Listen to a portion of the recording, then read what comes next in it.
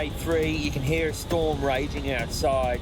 There's a forecast real big blow, like 40 knots plus, which is a tent destroyer.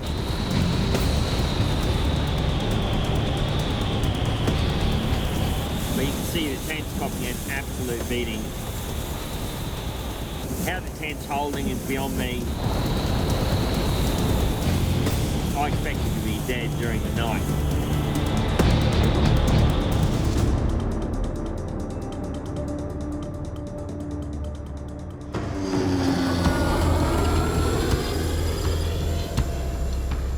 This is Iqaluit in the Canadian far north.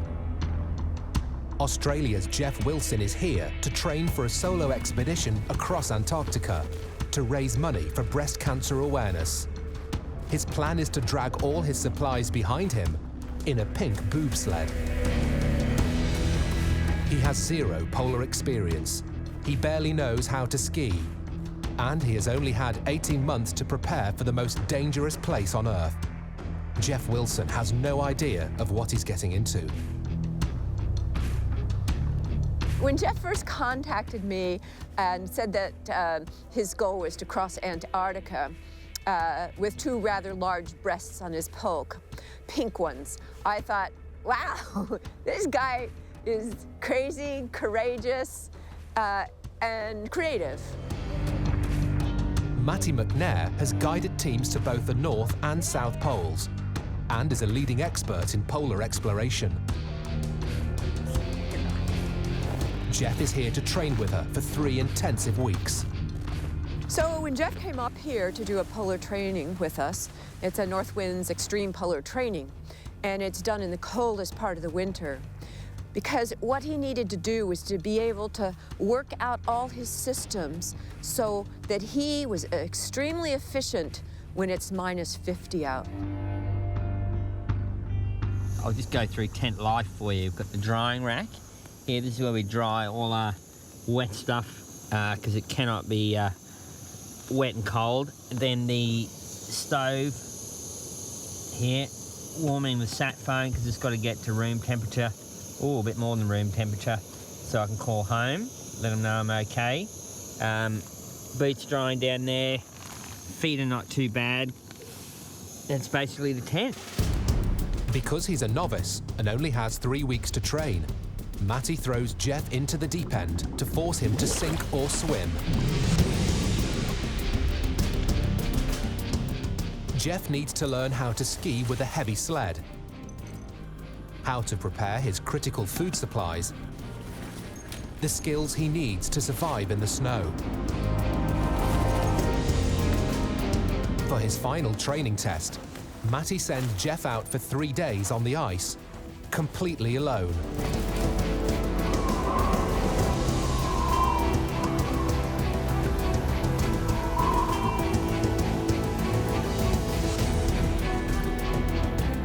Okay, this is first night solo, so I'm camped out in my own little world here. Pretty tough day. The snow is thick on the ground and that sled just doesn't pull well at all. Goes well under kite, but not under manpower. So makes it really, really hard. But anyway, getting stronger every day, starting to feel more confident in this environment. At the end of 3 tough days, Geoff is exhausted. For the first time, he truly understands how difficult a solo Antarctic journey will be, and how the challenge is going to be more than just a physical one. The challenges when you're down in Antarctica, one is the length of time it takes, and you're pulling a poke that's incredibly heavy. And if you allow your mind to go, oh, I can't do this for 60 days. This is too much. My poke's too heavy. Everything hurts. I can't even imagine doing it 60 days. Then your morale will just drop so fast.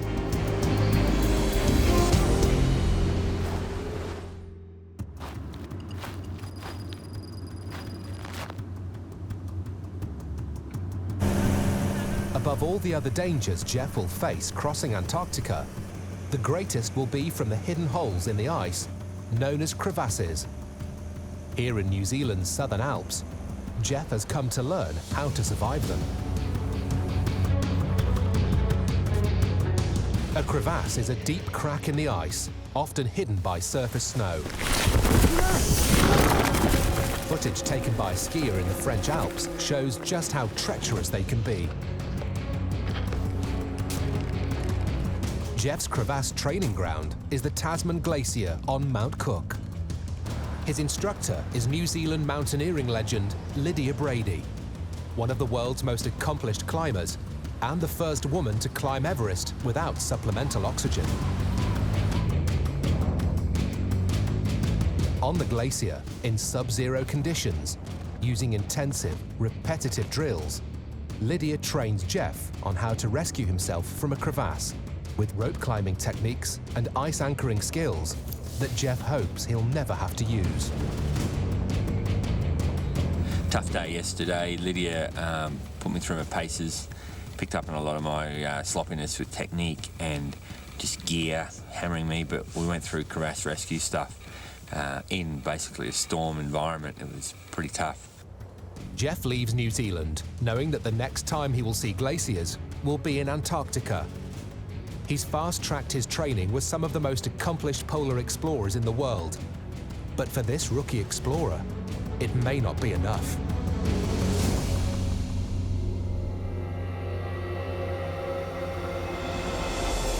This is the Russian research station known as Novo on the Antarctic coast. This will be the starting point for Geoff's insanely ambitious 3,400-kilometre route. A journey that will first take him to the South Pole, a distance of approximately 2,300 kilometres, and then west, a further 1,100 kilometres to Hercules Inlet, at the end of a deep bay where the land ends and the vast Ron ice shelf begins.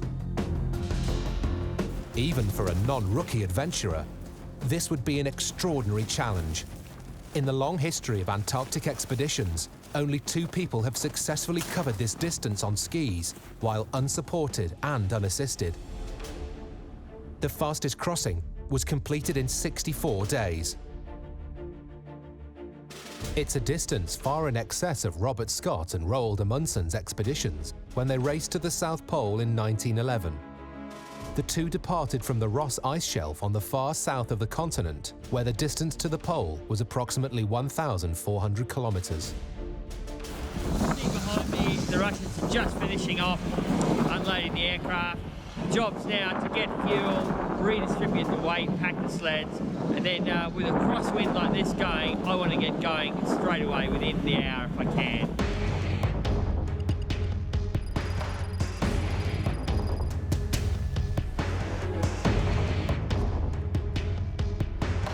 His plan is to use kites and wind power as much as possible. But on day 1, there's not a whisper of wind, and Geoff must begin the journey the hard way, man-hauling the sled, loaded with 180 kilograms of supplies and equipment.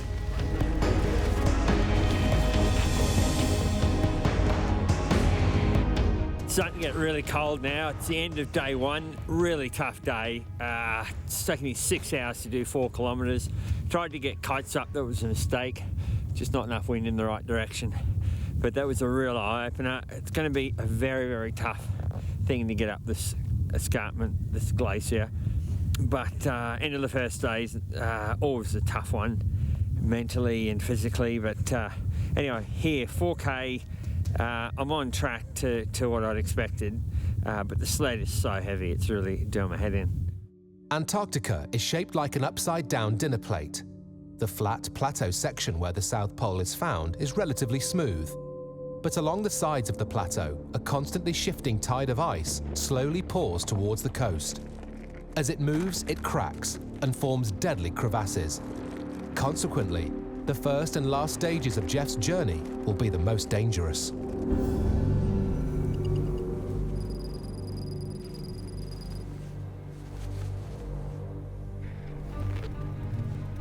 Conditions on day 2 don't improve, and Geoff is forced to continue dragging the sled.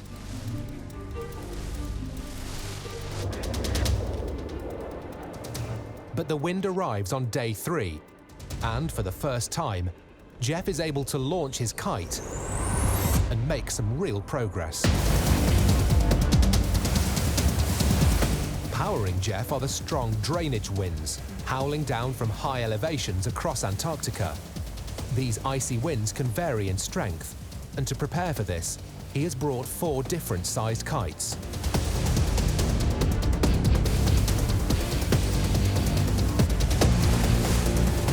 In Antarctica, weather can change in an instant, and by mid-afternoon, the strong winds have lifted all the drift snow and visibility has dropped to a minimum.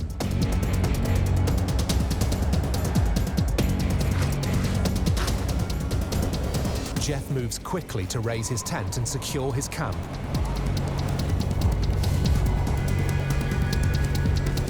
These are the conditions that Matty McNair warned Geoff to look out for. Strong winds can be the early signs of a coming blizzard. Within an hour, the storm arrives. End of day 3, you can hear a storm raging outside. There's a forecast real big blow, like 40 knots plus, which is a tent destroyer coming through tonight. But the good news is I've covered 22.2 kilometres today, and now I'm just about to go outside and build a big ice wall to protect myself during the night if it blows up as bad as it's forecast to.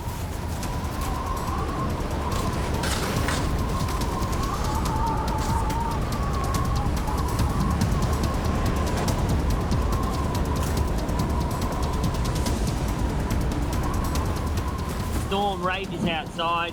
Funnily enough though, with the solar radiation coming through, the tent is quite warm. I've just had a wash, trying to make light of the situation. The tent breaks up on me, I won't be laughing. It's amazing just to have your light held by a thin piece of nylon. There's no way you can survive outside in these conditions. It's ferocious.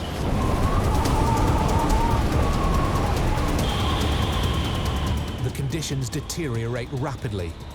The nylon tent is straining under the weight of the snow.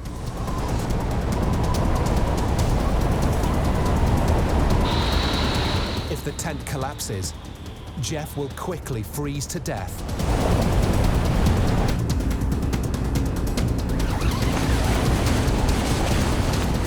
Every hour, he heads out into the blizzard to remove the snow from the tent and rebuild the protective ice walls.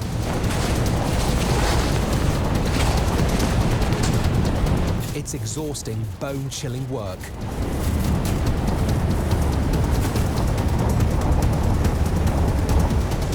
In desperation, Geoff reaches out to Matty McNair by sat phone.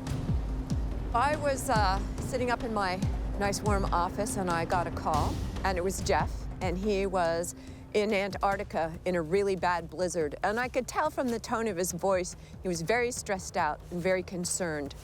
And he was in a huge storm, winds probably gusting over 100 kilometers an hour.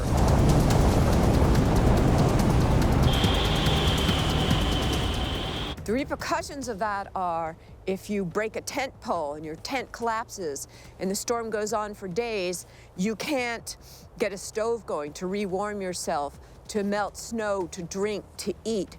And it becomes like the domino effect. I said, do you have a snow wall up? And he said, yes, put a snow wall up. And I said, is it helping? Do you need to make it bigger? No, it's okay, it's good. He said, I had to pack it down. There's a lot of loose snow, but I've got a big wall up. How often are you going out? And he said, oh, I'm going out about once an hour. Should I go out more often? And I said, well, do you need to dig it out a lot? Well, not too much. He said, okay, you're doing exactly the right thing.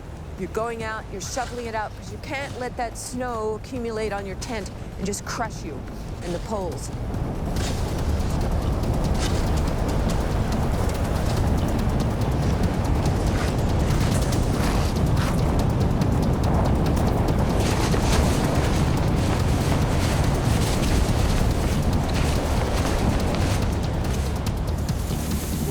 Probably the most terrifying night of my life, and it doesn't even feel like a night because it was daytime the whole time. But you can see the tent's copping an absolute beating. You can't even stand up outside. How the tent's holding is beyond me. I expected to be dead during the night.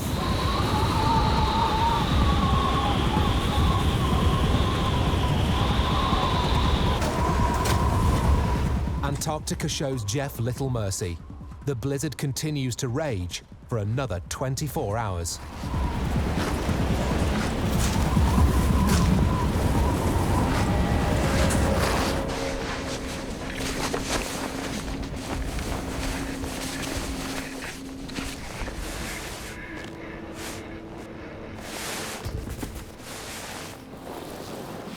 Most amazing things happen. Storm is over. It's just stopped literally 2 hours ago. I've given it a bit of time to make sure it's not coming back.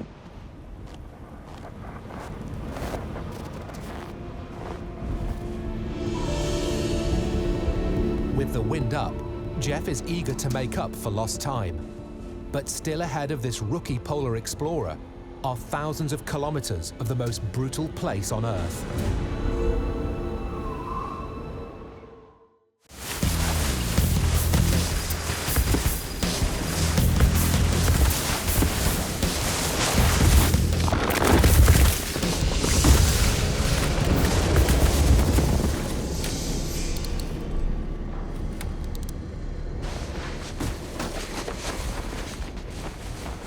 Day 7 today. Day 6 is officially the worst day.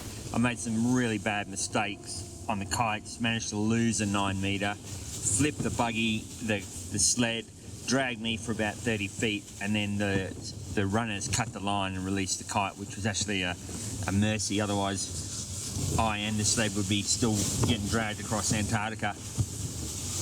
And that would have been the end of the expedition. As it is, losing the 9 is an absolute disaster, because today the wind's perfect for a 9. It's too little wind for the 6 and too much for the 13. I'm walking because of losing that kite.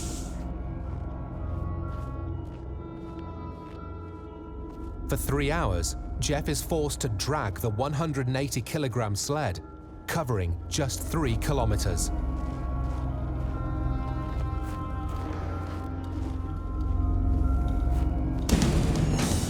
Midday, the wind speed finally drops, and Geoff can launch the 13-metre kite.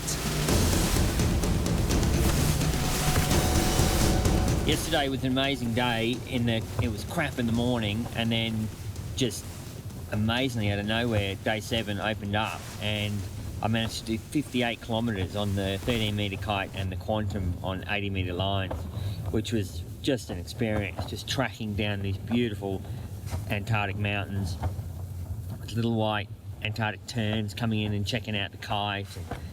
Just amazing after so many tough days to now be back on schedule. But today it's crapped itself. I'm stuck at the edge of a crevasse field with no visibility, so I'm stuck in the tent again, and it's blowing a hoolie.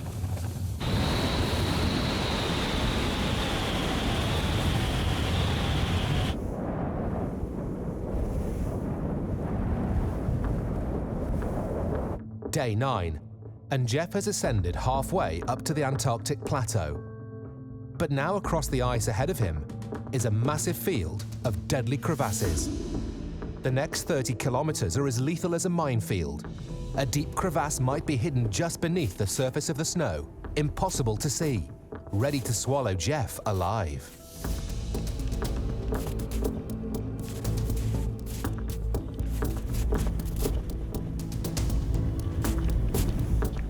The deadly crevasses of Antarctica have claimed their share of polar explorers. One of the earliest was in 1912 during Douglas Mawson's Australasian Antarctic expedition. Mawson, an Australian geologist and polar explorer, along with Robert Scott, Ernest Shackleton, and Roald Amundsen, was a major figure in the golden period of heroic Antarctic exploration.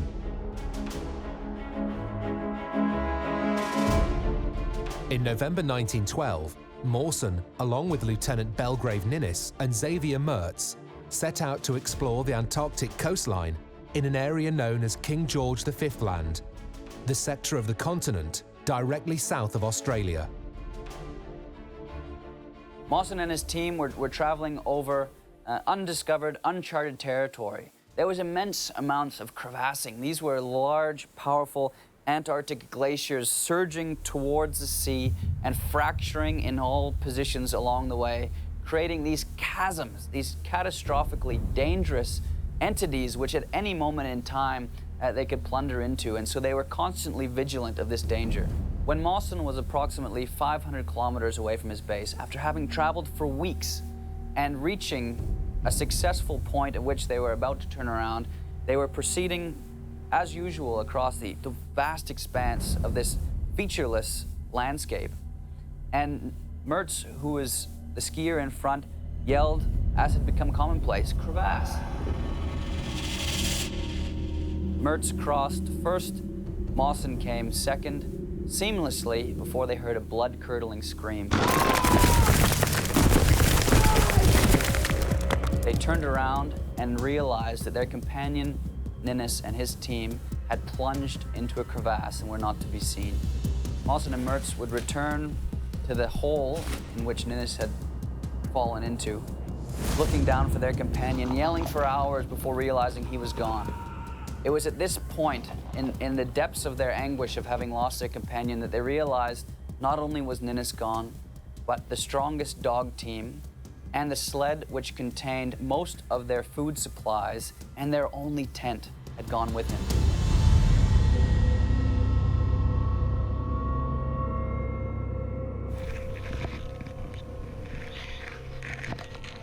Hoping he doesn't meet the same fate as the doomed Lieutenant Ninnis, Geoff hauls his sled through the crevasse fields, prodding the ice ahead of him for 3 exhausting days.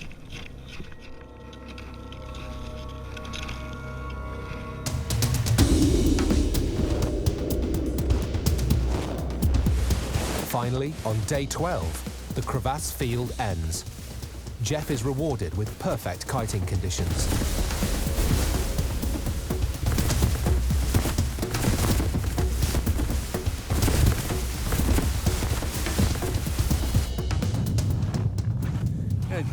I'm going to duck behind the tent here to get out of the wind a little bit. But after an amazing day, 4 kilometres of just horrible sludge, dragging with the headwind, and I didn't think I'd ever get out of that glacier. Then basically tacked upwind for 22 kilometres eventually, just burning on the front leg. Came out and then was sort of crosswind, downwind, all the way to here. So I've done about 46 kilometres today, but a lot of it upwind and tough going. But I'm on the plateau, off the glacier. Unbelievable. To be away from the crevasses, the dirty air coming off the mountains, the cracks that you can fall into, all the different ways you can die in there, and to be on the plateau. It's colder and it's welcomed me with yet another blizzard. So good to be here. Just can't believe it. It's huge, absolutely huge. So good to be on the plateau. It's taken 2 grueling weeks to cover the first 200 kilometres of the journey. The South Pole is still 2,000 kilometres away. Hercules Inlet, another 1,100 kilometres beyond that. The distance ahead is almost too overwhelming for Geoff to contemplate.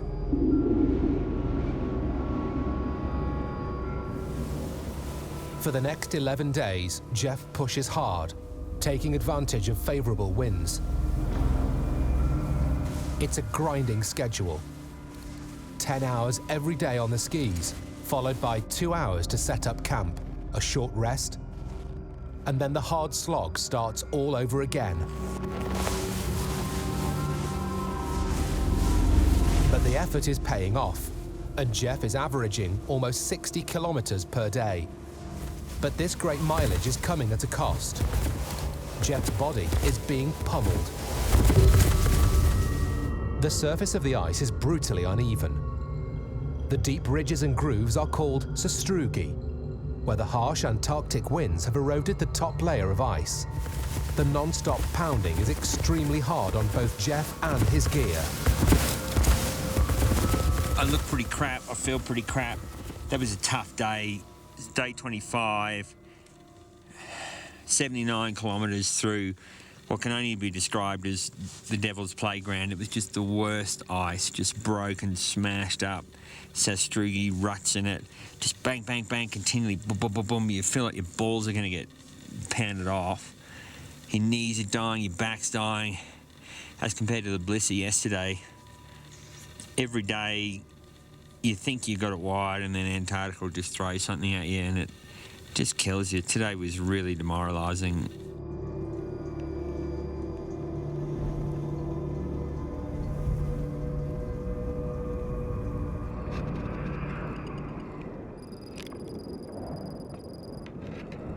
Well, it's the end of day 25, 26, something like that. A tough day, really light wind. It's under 3 knots on the ground. But through really rough sastrugi, like it's back-breaking, knee-breaking. Been really demoralising today, but what's worse is that I've got in and one of the bags has burst. Some of the sastrugi must have grabbed it and torn it, and I've lost a week's worth of food, which only leaves me with 5 weeks left worth of food to make the crossing. Geoff began with food for 70 days. The loss of 1 week's supply is a major setback and could prove disastrous by the last stages of the expedition. He needs 6,000 calories daily. From this point on, he must be extremely careful with his remaining food.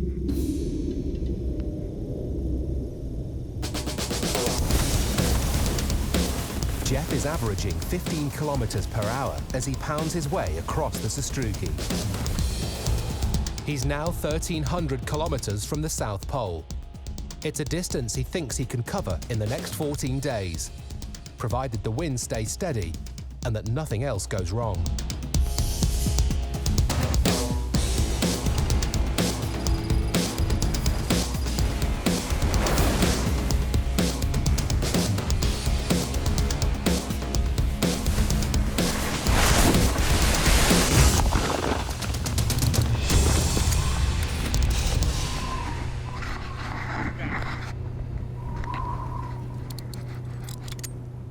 Just had a big stack. I got flipped. This was flipped over. I hit my head quite hard. Luckily, I had a helmet on.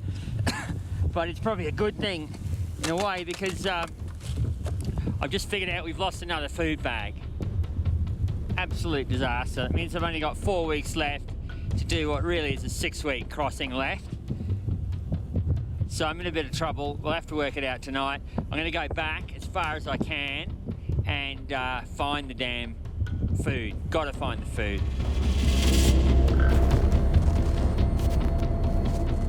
For the next 3 hours, Geoff retraces his path, searching for the lost food bag.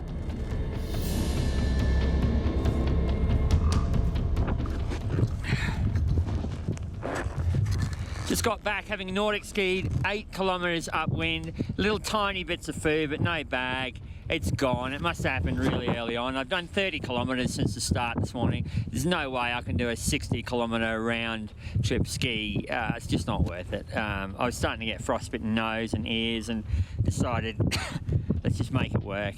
If I need a food drop, I need a food drop, but it's a real shame. It's put the unsupported category, you know, it makes it very difficult to achieve now. I'll do what I can. If Geoff continues at his current speed, and if he continues eating 6,000 calories a day, he won't have enough food to make it to Hercules Inlet. He's ruled out an emergency food drop because he wants to keep his unsupported status. Instead, he's decided to take a massive gamble. He's going to severely reduce his food intake while spending more time on the skis and less time resting. It's called rolling the clock. Every second day, he'll ski for a minimum 16 hours, followed by just 4 hours rest. It's a strategy which could enable him to make massive gains in distance. But it's also one that could easily backfire. Geoff lost 14 days of food. That's a major mistake, major screw up. 14 days is a lot of food because you're not bringing a lot of extra food because you've got to pull it all. So you've already cut down to just the bare minimum. And by having to compensate for that means he's going right out on the edge. He doesn't have enough food. He can't keep himself warm enough. So he's pushing harder because he's trying to make up for those days that he doesn't have. I feel like I'm starting to break up. My thighs are killing me. My lips, my everything. My feet are getting sicker, getting jammed into ski boots. They're going all black. Fun getting them into ski boots every morning. Geoff has now travelled 2/3 of the way to the South Pole and is almost halfway to his final destination, Hercules Inlet. By keeping to his restricted diet, he'll be able to make his food last for another 20 days. And if he continues to roll the clock, he can make Hercules Inlet before the food runs out. But for his plan to work, he must average 92 kilometers on his skis each and every day. For the next 3 long days, Geoff pushes hard. When the wind drops, he pulls the sled. When the wind blows, he launches the kite. He keeps moving forward, straight towards the South Pole. But it's not enough. He discovers that he's only averaging 60 kilometers a day. It's a morale-shattering blow. But his situation is about to get even worse.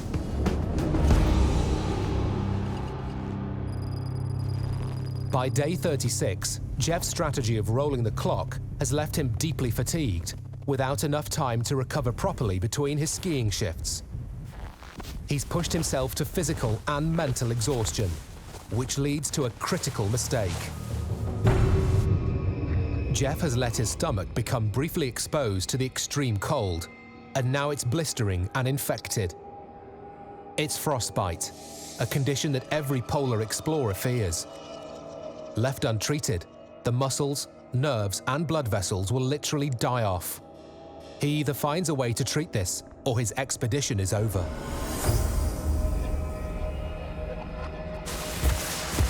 Day 38, and fatigue causes another mistake.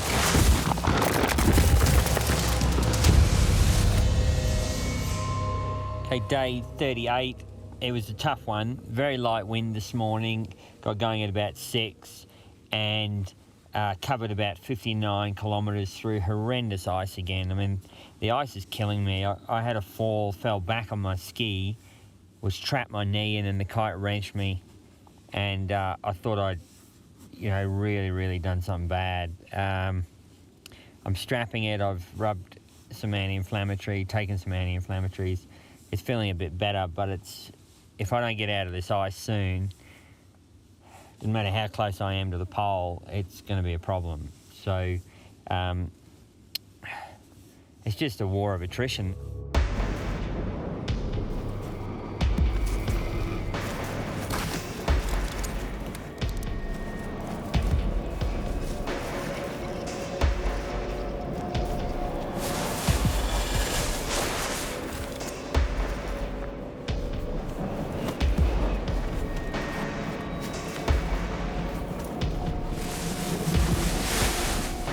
Got to get out of this ice. I don't know how to do it other than what I'm doing, just chip by chip. I mean, 80, then 70, then 50. My mileage is dropping, partly because the wind's getting lighter, but also partly because I'm just exhausted with it. It's breaking me up.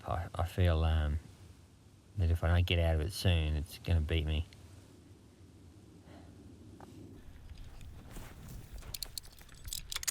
The wind continues to drop. Over the next 2 days, Geoff struggles to cover 80 kilometers.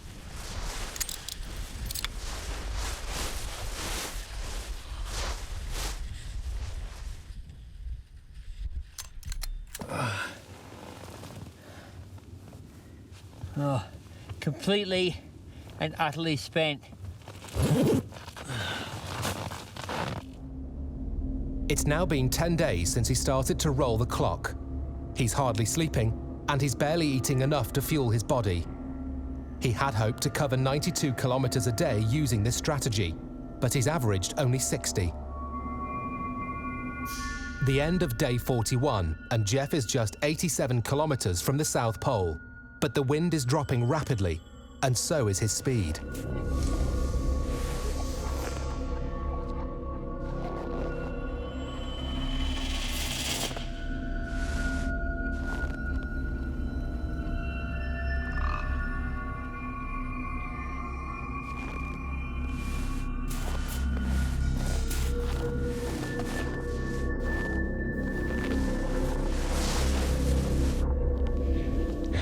I've just spent an hour covering 800 metres, and I can just feel my knees going. I can tell 80 kilometres of that, I'm not going to make it. This sled is designed for kiting. You see the runners.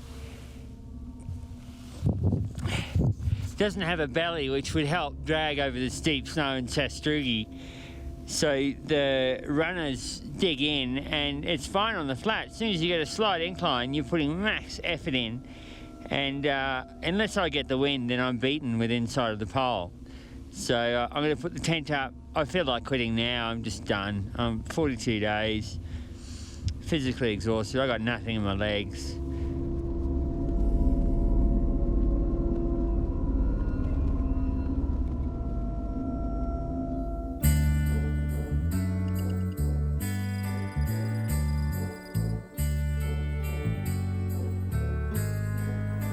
Christmas Day, 80 kilometres from the pole. I've been stuck here. This is my second day without movement. Just trying to stay sane, really. It's so easy to keep focused when you're moving and you got wind, but when you're stuck in the storm tent or there's no wind, it's so hard, especially on Christmas Day when you're thinking of family at home, all sharing time together and down the beach, having a swim and a surf. To stay focused on the task at hand, which is to get to the pole and then get to the other side of Antarctica.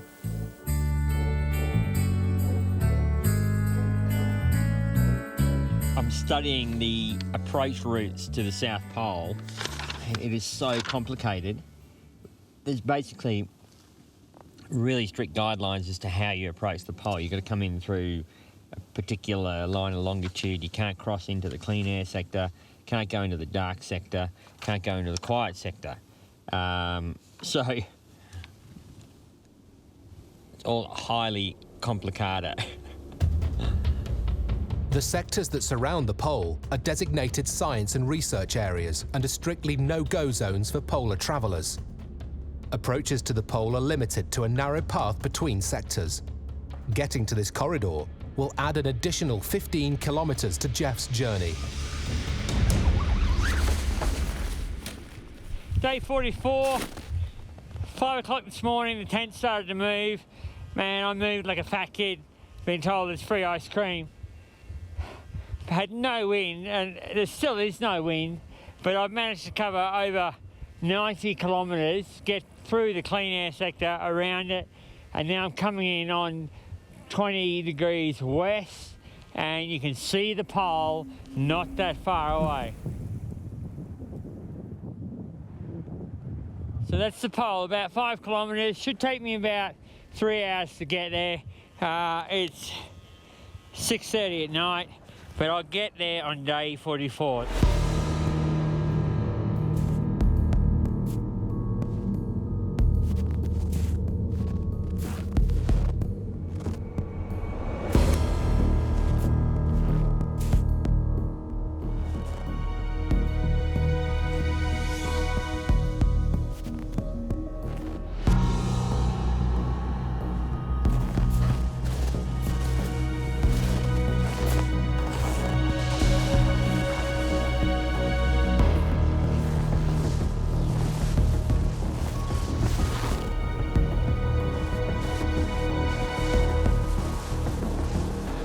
So I'm about 300 metres from the South Pole. This is the airport behind me, South Pole Station, and then just over there, the actual South Pole. So it's a momentous time. I can't quite believe it. I feel knackered now, but I know that I'll feel strong tomorrow, and to feel strong at the 2/3 point is amazing. So pretty emotional, unbelievable.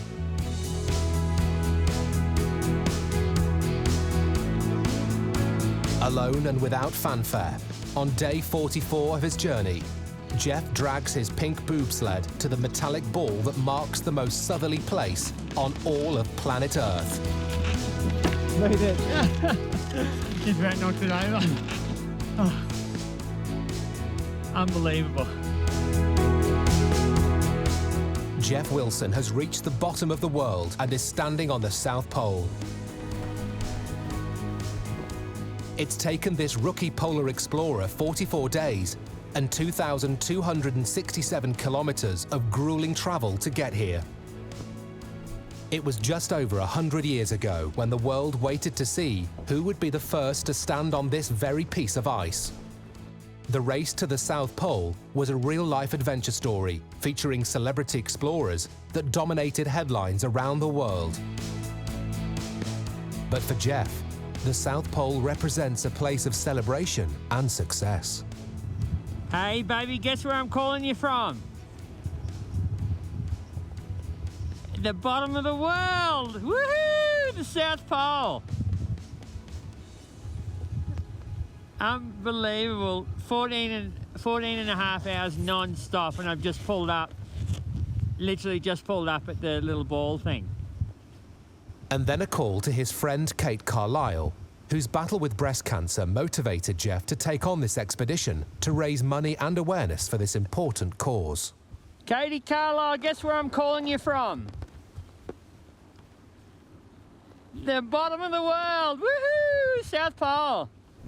To get to the pole is just so emotional, and to do it for, you know, women with breast cancer. As I was coming in, there was a guy, quite emotional, gave me a hug. His wife has just died 3 years ago from cancer, breast cancer, and he just really understood what's going on, what we're trying to do.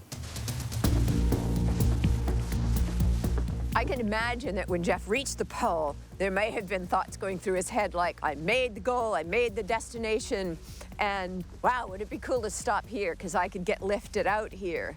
But Geoff was committed to doing what he set out to do, and that's very admirable.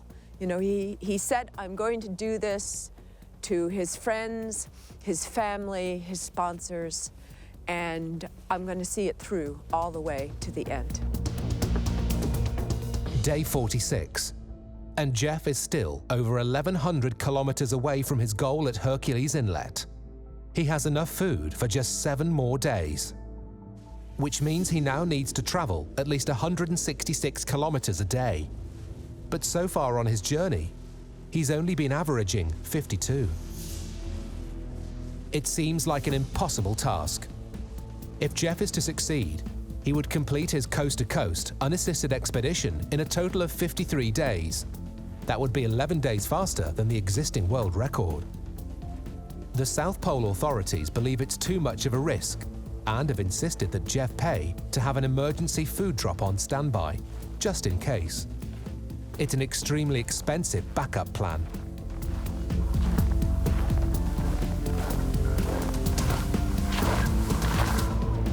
But Geoff's strategy is based on science. The powerful katabatic winds that he fought against on the journey up to the plateau will now be at his back as he heads down the coast. If Geoff can harness these winds, he might just have a chance to make it.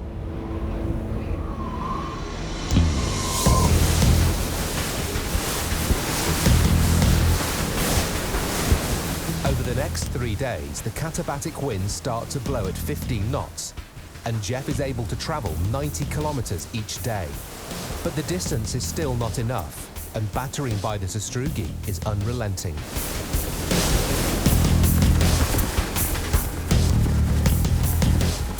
The ice is just horrendous. You can see how broken up it is.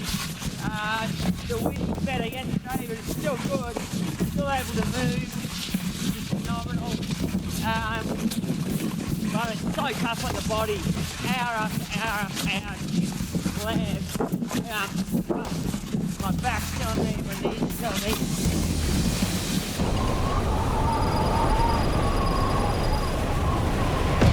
The next morning, Geoff wakes to a howling wind blowing at 40 knots. This is the moment he's been waiting for, his chance to make up the distance. Day 50, second half. The start was horrendous, sastrugi, and then, now it's just amazing. I've got the kite up, have a look. Just on the horizon, you can see the edge of the plateau and the fringe mountains. So, it's quite amazing. I left the mountains on the other side. So glad to see the back of them because they represented, dirty air and dangerous snow and crevasses. I've crossed an enormous amount of ice and snow, 2,500 kilometres, and here I am on the most beautiful ice, the flattest surface I've ever seen, with the big kite up, travelling along at about 22 kilometres an hour, minimal effort, can do it all day. We'll do 200 kilometres today. no problem after just bashing for 2 days through the worst ice. Look at the mountains. Woo-hoo-hoo!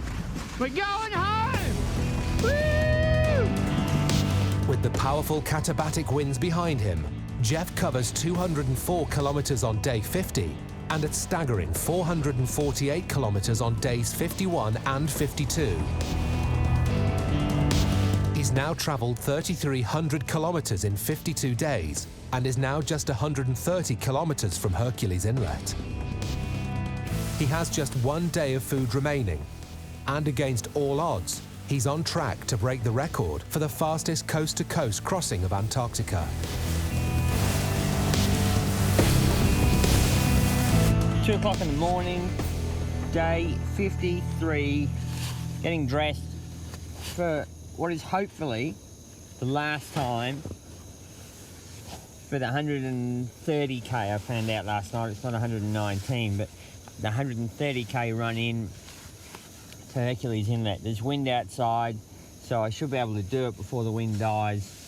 Forecast to die in about 7 hours, so put my head down, I should be able to do about 20k an hour.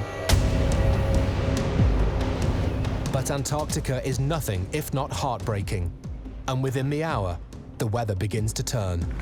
Okay, last point. It's a stormy day and Antarctica's really turned it on for me. But I can't really see what I'm doing. I'm just going by feel and GPS. I know there's no crevasses for about 80k, so I should be fine. Well, I will be fine. Once I get to 80k, if the visibility's no better, I'll have to put the tent up and just call it a day. But at the moment, we're making great ground. We just can't see where the hell we're going.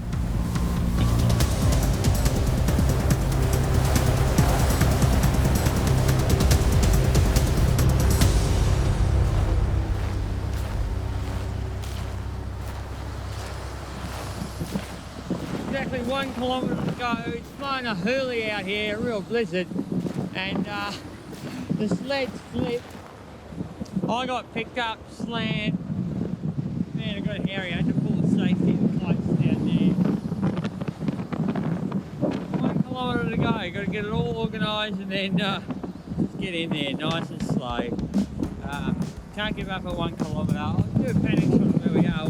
We're right next to Hercules Inlet, so not far.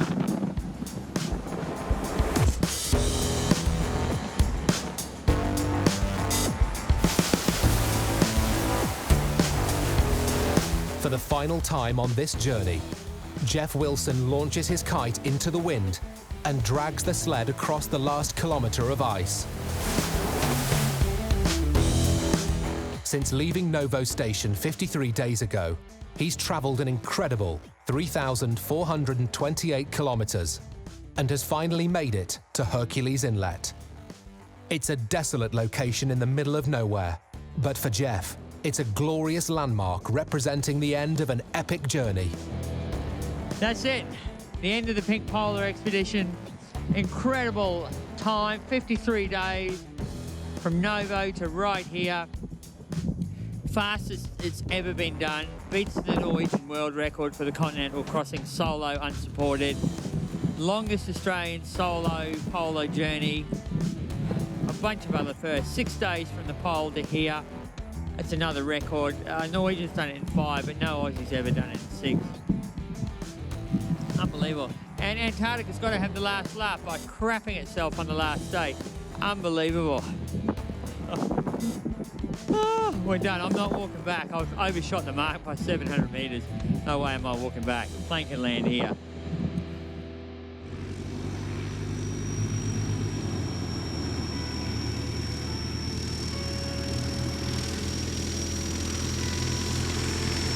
I would describe Geoff's polar accomplishment as magnificent because of the style in which he did it.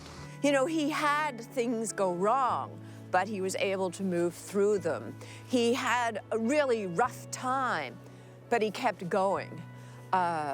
He had opportunities to say, I've done everything I could and quit, but he didn't. He kept going. That's why I think it is a wonderful expedition, and that he achieved it is very special.